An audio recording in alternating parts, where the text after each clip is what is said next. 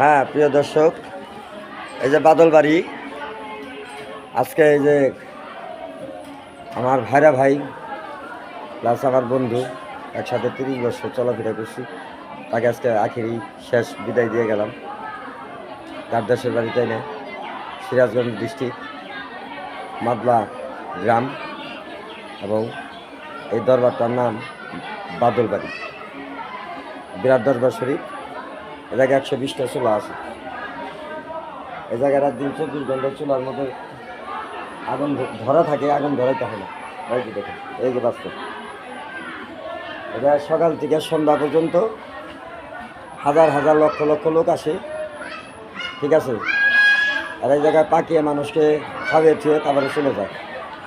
এই জায়গায় কোনো গান বাজনা বা কোনো বাজে কোনো মন্তব্য এই জায়গায় নেই। যে 5 ওয়াক্ত নামাজ, সাথে মাদ্রাসা,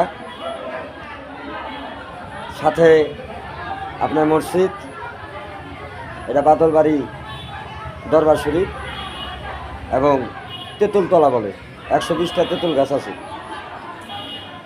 এই বাদলবাড়ি। সেই তেঁতুলতলা বসে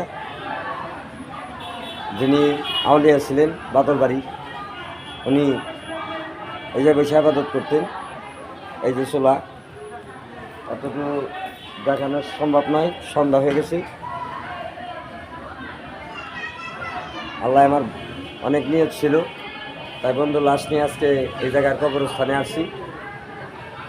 তাই আপনাদেরকে একটু দেখানোর মতো সুযোগ হলো, তাই একটু দেখালাম।